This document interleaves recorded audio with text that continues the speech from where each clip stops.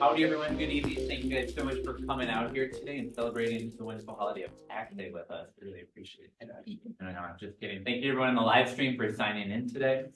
Today is a really cool day for us here at the Cannabis College. Back last November, Steve and I had a couple grow classes. We had done a cloning class, talked about super soil, and we were trying to figure out sort of what's next.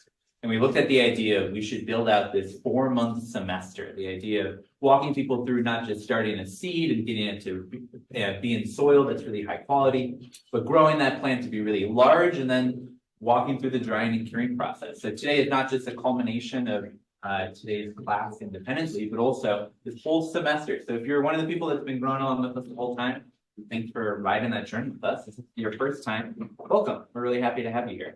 We've got two really incredible instructors that we're going to be having on tonight. But I'm really happy to have back at the Cannabis College to talk about drying and curing 201. We got Brian Rice and Matt Robidou that are going to be introducing themselves in just a minute. But truly, thank you guys so much for coming out here tonight. At the end, I'm going to plug some other classes that we got going on, talking about what to do with your stuff after you've dried and cured it, maybe some processing or concentrating. We're all about that here. But for tonight, I'm really excited to be focusing on how to preserve those terps, how to get that flower. You've been growing it. How do you preserve it? Well, that's what tonight's going to be about. So I'm going to pass it on over to Brian Rice and Matt Robidou. Thank you guys so much for coming. We appreciate it. Thank you. All right, let's see if just raise a hand. Who was here last November on that first drying and cure? Anyone in the crowd? Show of hands. One. Camera guy, he was there. Well, good. So we have a jam-packed agenda. We're going to run through this. If you were here last time, you might see some things familiar, but we're also going to try. We also added some new things onto here for you guys. So, here's our agenda. If I can see this. Obviously, we'll introduce ourselves, talk about the drying and curing cannabis at home. What's the difference between drying versus the curing? We're going to dive down deep into the science. Start talking to you when to start curing, how to actually kind of cure it. And then obviously Boveda, our two-way humidity control, and how that will help throughout the entire process. So I'm Brian Rice. I'm the VP of Head of R&D and Innovation at Boveda. I oversee the design, development, and innovation of new products. Currently, those three: cannabis, tobacco or premium cigars, and music. So anything that swells and contracts, wood guitars, violins as well. I've actually been growing on and off for 20 years. Jeez, has been 20 years. Both indoor and outdoor. The more kids I had, it pushed me outdoor. I had to put some babies where they were growing. Prior to Boveda, I worked at General Mills, Pepsi, Boston Sci, and also 3M. And I told people before, like, yes, you can work at these companies and still smoke and grow weed. I'm born and raised here in Minnesota, Northeast Minneapolis. I got 5 kids, 2 dogs, 1 cat. And that 20 chickens was last year. Coyotes got some of them, so we might be a little less than that. All right. What's up, everybody? I see some familiar faces from Canna Connect, so thank you guys for stopping by my booth. My name is Matt Robidou. I'm the founder of Raiden Labs. Raiden Labs is really we're focused on science-backed education and consulting growth, and that's really facilitated through my academia right now. I'm going to the U of M for plant science, and I'm going to be going to graduate school here in the next year or so, and hopefully doing my PhD. I say hopefully because a lot could change in the next year, so who knows? I've been cultivating cannabis for 4 years. I was in the Marine Corps, got out, started growing really just to save money, to be honest, and then it turned into a wholehearted passion of mine, and really I was just curious about what gave us this medicine and how does the plant create it, and first, I'm sure most of you have really noticed that Cannabis is a very intriguing looking plant, and especially when you grow it, a lot of people don't see the, early flowering stages. We either see in the veg or we see late flower. And so really seeing those white, pistils sticking out everywhere is a really interesting appeal to it. And I'm married and I just had a daughter in November. So right after I taught the last class, I had my daughter. So she's 4.5 months old now. So yeah, I've been really busy. With weed and diapers. Yeah.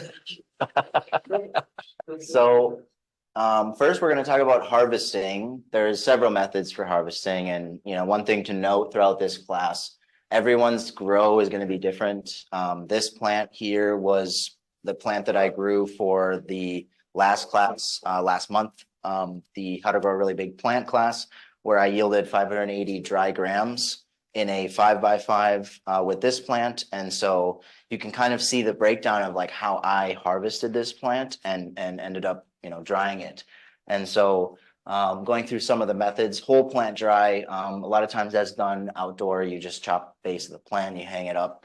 Ideally, you pull off as many fan leaves to remove as much water as possible from the plant. And really the issue with that is you have the highest mold potential. So if you do that, you really want a well-ventilated, well-circulating room. V-branching is the next one. That's kind of my term for it. But basically you're just taking the node here and you're chopping the internode space, and you're taking this section where it makes this V here, and you're hanging each of those on a hanger or something of the sort. And so you're essentially removing these internode sections, because really at this stage of harvest, we want to get as much water out of the plant as possible, which is the same reason why we remove those fan leaves. And then you can also do individual branches, which is actually what I did in this model. The plant was too big. I had it trellised. So I ended up just chopping off each branch and then hanging them up from one of the axillary branches there on the hanger.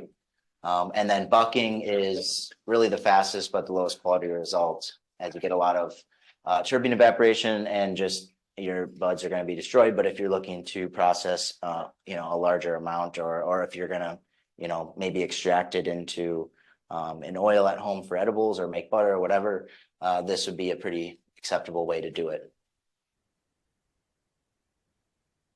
For your drying environment, so there's some pretty standard values here that you really want to adhere to no matter what. Really, the first is the temperature, 60 to 70 degrees Fahrenheit. It's really that you don't want to go higher. Lower is not necessarily the worst thing, but higher, you start to really just increase the molecular movement, and so you're going to get a lot more evaporation and degrading of cannabinoids and terpenes. And then your optimal RH is probably the biggest value, most important value for a proper dry, because if you go over, you're probably going to get mold. If you go under, your bud's going to over dry to the point where you're going to lose a lot of the whole plant medicine, and you won't lose any cannabinoids. Just so you guys know, cannabinoids they're not volatile at all, so they'll stay in the plant. There's actually one farmer that I know who harvested his first crop in 2019, and he still has it sitting in bags because he grew so much of it. And this is hemp, but both cannabis. But the point is that he's able to continuously process that, and sure, there's no terpenes or really much of anything that has any sort of volatility to it, but those cannabinoids will really retain. So we're talking primarily about volatile compounds. Darkness is ideal to prevent light degradation. The plants are really still alive for, I would say 7 to almost the entire drying process, to be honest. Those cells, they don't operate in the same way we do. They don't have like central nervous systems or anything like that where you can just like instantly kill the plant, so to speak. The cells will continuously respire and transpire even when they're drying, and so